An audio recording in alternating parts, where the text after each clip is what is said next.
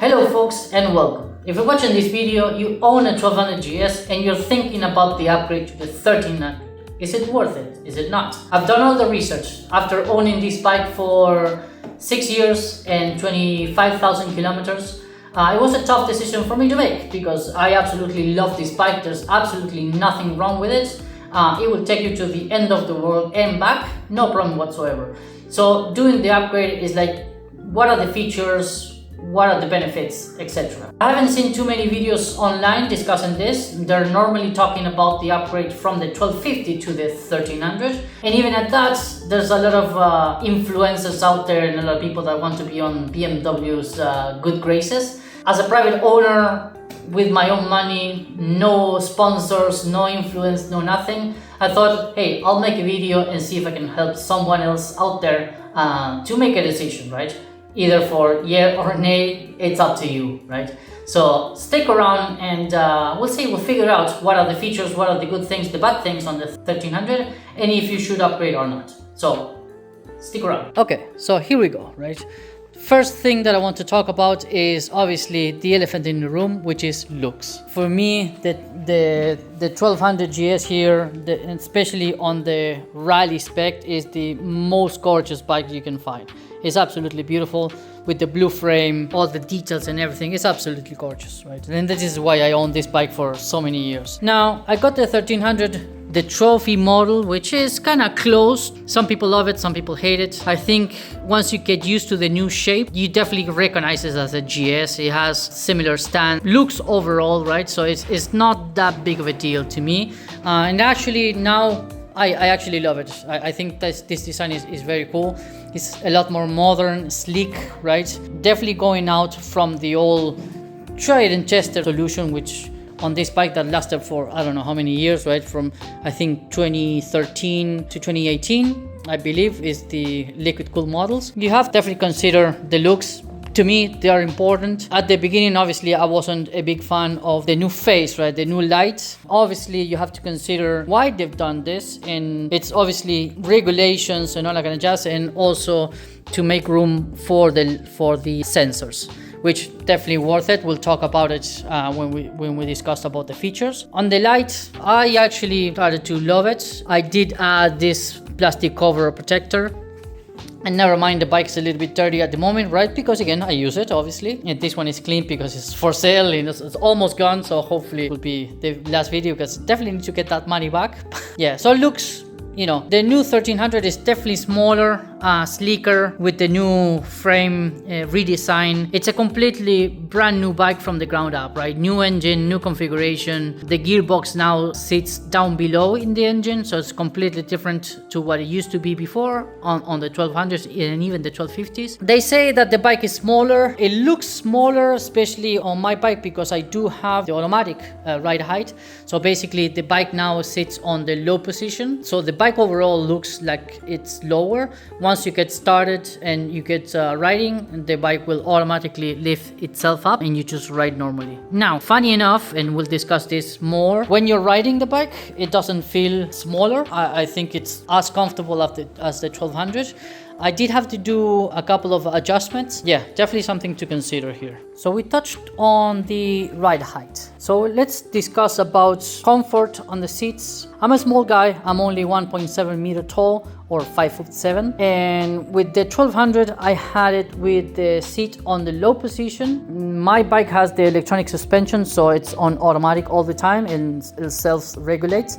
And I can almost flat foot both feet, right? I guess I have long legs. On the 1300, obviously, I do have the adjustable ride height, so the bike sits on the low position, and then when you get going, it goes up. Now, my bike does have the comfort seat, which I think it's a little bit higher than the standard one. Basically, with the ride height and everything, I'm about the same between the two bikes. I don't feel any difference on height. That seat, you are not able to put it on low position. The only thing that it has is a switch to rock it forwards and back, which basically I have it now on the flat position, but you can tilt it forward to have a bit more of a sporty feel, I guess, right? To me, I didn't like it. I put it back down, and it feels a lot more like a regular GS. So the seats, this one being the standard one, absolutely comfortable, no problem whatsoever. You can ride all day on it. The comfort seat is fine, it's comfortable enough. On the standard seats, I don't think it would be comfortable.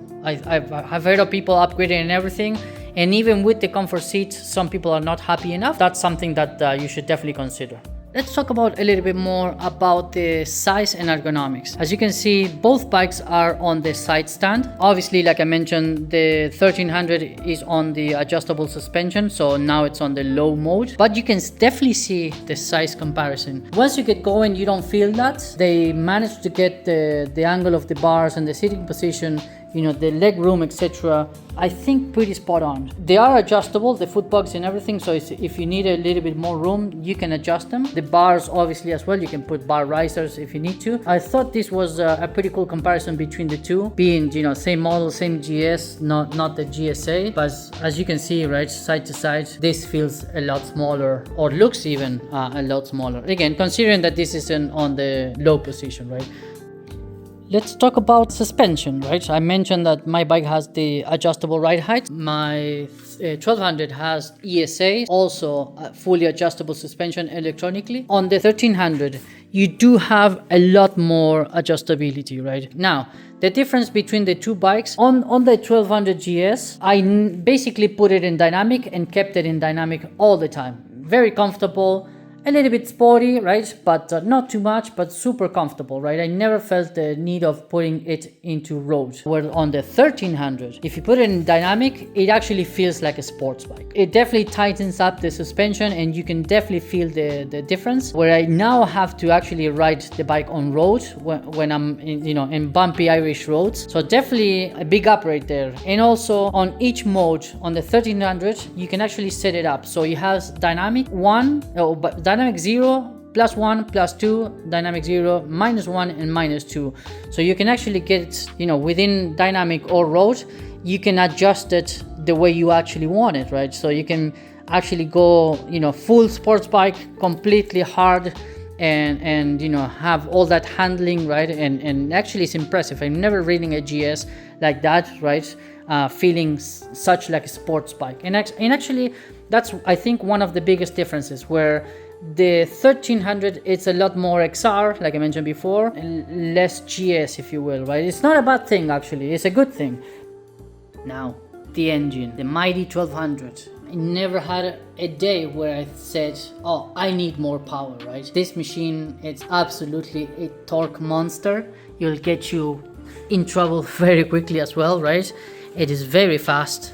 It has a lot of power until you drive this. If you talk about power, this is where it's at. It's actually impressive. It's a lot more refined, so it doesn't feel like, and this is an issue, well, not an issue, right? But something that it took me a few minutes to adjust, where the 1200, because it's a lot more like a, tractor-like, it's a lot more agricultural, you can actually kind of, it feels more torquey. But this thing, it's just a rocket ship. The power that it has, it just keeps pulling. Actually, you can talk about it in numbers, right? This bike accelerating full throttle, it will pull up 1.3, 1.4 Gs, where this is closer to actually 2 Gs in force, which is quite impressive, right? Engine-wise, it's absolutely night and day. I've never ridden a 1250, but for what I've heard, the 1250s with the shift cam, that obviously this bike doesn't have, and the 1300 obviously does have. The 1250 has it, but apparently there's a dead zone when it actually shifts the cams, where in this one, it's completely smooth. You cannot feel the transition between kind of the high cam or the low cam.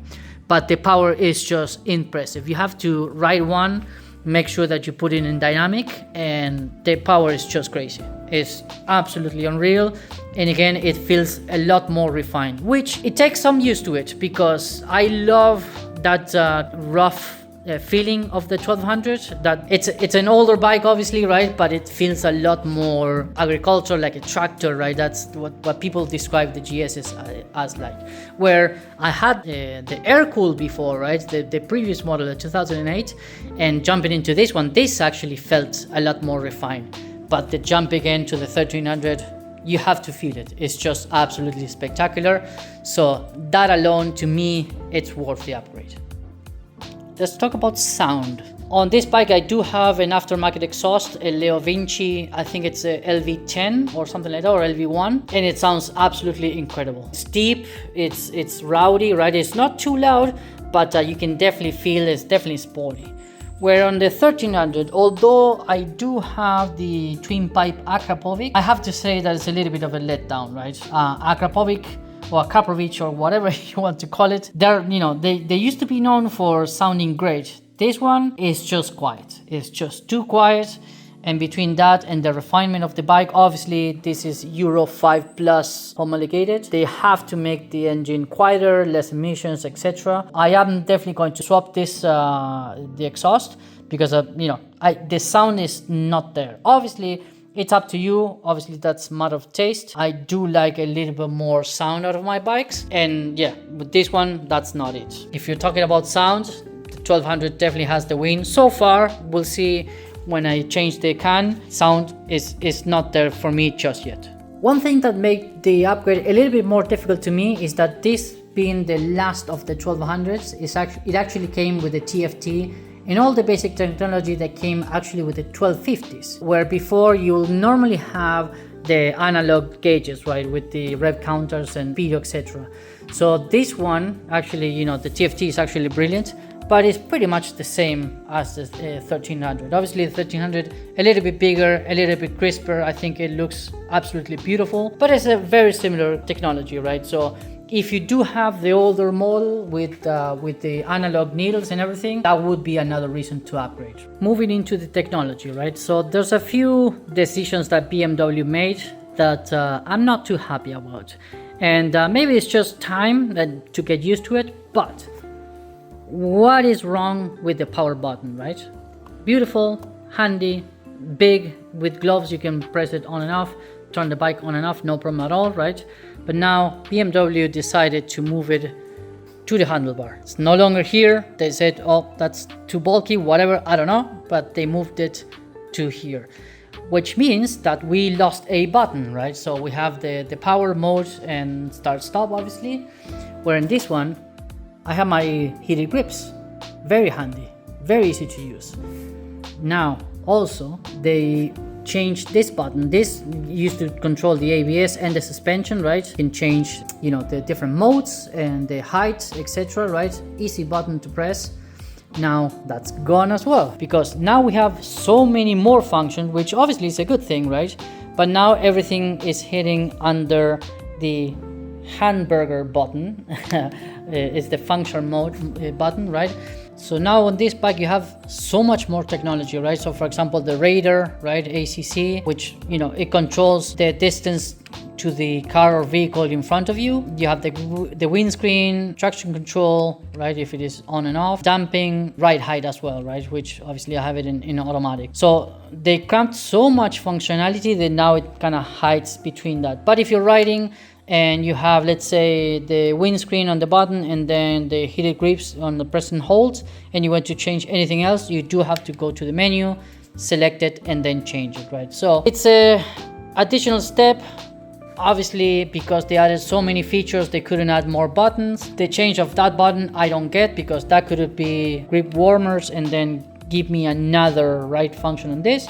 But and again, TFT, bigger, more beautiful, definitely an upgrade if you have the analog gauges. Technology wise, there's absolutely a lot of differences. Now here's a funny one.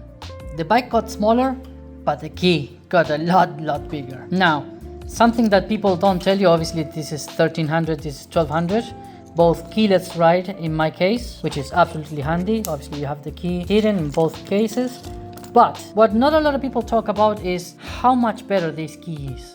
Besides the size, right? I have the alarm and everything else, but for safety reasons, right, and this is brilliant, this key will go to sleep, this key will not, which means that this key, it's active all the time, it's looking for the bike all the time, 24/7, which A, kills your battery on the remote. And actually in the 6 years that I've owned this bike, I've changed this battery like 3 times, where this key will actually go to sleep. So if it stays there, if it doesn't move, if it doesn't detect the bike, the key just goes to sleep. So if I leave the key there for a few minutes, I can't remember what the time frame is, you will not be able to start the bike until you actually pick it up and move it. I do love that functionality. It keeps your bike safer. A quick comfort feature. On this bike, obviously, keyless ride, you keep your key in your pocket, but you have no storage. You have nowhere to put the key or your phone or something. Where in this case, and I think the 1250s also had a cubby like this. You can open it up. You have actually a USB port, which is super handy. I did install this Amazon Special. This is a wireless charger pad. So I put my phone in there and it wirelessly charges. So that is super handy. It fits a big phone. I have an S25 Ultra, so the biggest one you can find basically. Fits there snug, no problem whatsoever, right? So that's definitely an improvement and something that I didn't have on my previous. Let's talk quickly about the panniers. Obviously this is an accessory. You might get it, you might not. There's a lot of options out there. I do happen to have the Vario case for the 1200 and also the Vario case on the 1300, so I can compare them back to back. On this model, you will open it up, and if you want to get the bigger size, you have to move this lever. The thing will rise. It does give you a bit more room, and it's actually quite, quick and easy to do. Now, on this one, right, the system changed completely. Also, they included central locking. So with the key, when you go out, if you have the alarm, it will actually lock the top box and the panniers automatically. So on this one, you press this button. There we go. So this one, the lid opens completely on the top. Easy access, is quite wide. And this one, they changed it a little bit. So you do have a bit more access from the front, but the actual opening is a little bit smaller. Now they have changed the design where you do have more grab handles. You do have a lot more tie down points, which it's great actually. On the previous model you didn't have that. Obviously you do have the handle as well. You do have this fancy shock, and actually you won't be able to see it. Oh yeah, there we go. You have a light and USB ports as well, which is definitely a big upgrade from the previous panniers, which didn't have anything like that. Oh, and actually the way that the Vario pannier now works is you lift this and you start cranking this and it will actually raise up. I don't know if you can see that. I don't know if I'm a fan of that. The other one, I think it was a lot quicker. I don't know, about the little lever feels a little bit flimsy. So I don't know, we'll see how it holds up.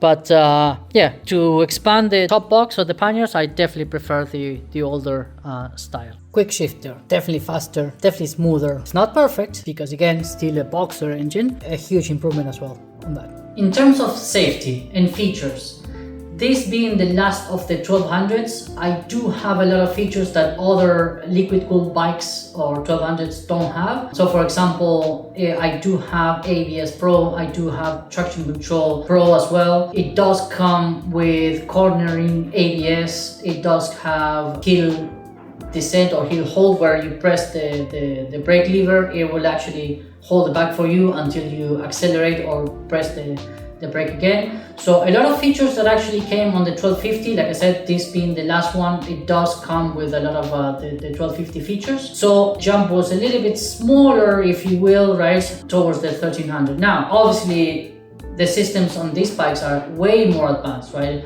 The ABS, traction control, I think this has like 6 or 5 axes on the ABS to control traction control and the brakes. And of course, right, the radar, right? That to me is a massive feature, right? You can see videos with all the details on that, but basically it will give you warnings if there's any objects coming front to back or side to side even, right? So it does have lane departure features, where there's a light that will come up. I will not be able to show you, but there's a light in the mirrors like a car, where if something is coming on either left or right hand side of you, it will warn you, right? Especially if you put the indicators and you want to turn and there's something on your side, it will let you know. That to me is a very welcome feature, and safety wise is absolutely fantastic. The other thing is cruise control, right? This bike does have cruise control, but it's basically manual, right? You put it on 100 kilometers an hour and then that's it. It doesn't matter what's in front of you. The bike will hold 100 kilometers an hour, right? And obviously you can switch it, a little bit more, a little bit, slower, faster, whatever with the switch. But on this bike, you set it to 100 kilometers an hour, and if the vehicle in front of you is doing 90, the bike will automatically adjust to 90 kilometers an hour. If the vehicle in front of you accelerates, the bike will accelerate, right? And again, we talked about the power. The bike will go in 6th gear, will come up to speed, no problem whatsoever, right? Because it has plenty of power. Safety-wise, it's a definitely big upgrade, at least to me, especially with the sensors, the radars, all can adjust. That to me is a huge upgrade. So, here we are again. And in conclusion, am I happy with my purchase? Should you upgrade to the 1300? And to me, the answer is yes. I'm absolutely delighted with this bike. It's just the power, how smooth and sleek it feels, all the new features, the suspension, all the different modes, the electronic screen, etc. Right? To me, it's definitely a big upgrade from the 1200, especially if you have the previous model to the one that I have, that has all the analog gauges and not all the safety features that my bike had. Looks, it's up to you completely. I think the first impression is always a little bit difficult. Shape of the 1200 has been there for probably 10 years, right? Because it did have incremental changes, especially going to the 1250, right? Except for paint schemes, it's basically the same bike as my old one. So with this one, completely different frame, completely different engine, built from the ground up, new technology, more power. It's a lot more sporty if you're into it, but you can also make it comfy as before. So there's a few things to consider. There's a few things that you can upgrade. If you don't like the seats, if you got the original seats, you can definitely change it. There's aftermarket stuff. Obviously BMWs, they have all the accessories and all the upgrades that you can do and you want to do. Again, exhaust in my case, I think I'll probably do an upgrade. But overall, I'm actually delighted with my purchase, and I would definitely recommend you to go out and test one, see if you like it or not. It will take you a little bit of time to get used to the new bike. It does feel a little bit different, although in essence it's still a GS, the sitting position, how you rise, how comfortable it is, etc. So it's not too far, but it definitely feels different. And again, it's something that you want. If you're paying all this money, right, because they're not cheap, definitely not cheap, but if you're doing the upgrade, you want to feel something different, right? If not, you might as well just keep the same bike. Now, is the 1200 outdated? Do you need to upgrade? And this is something that I discussed in the forums. No, there's absolutely no need to upgrade the bike. But again, like I mentioned in the forums as well, there's absolutely no need to own a 1200 or 1300 or BMW GS at all, right?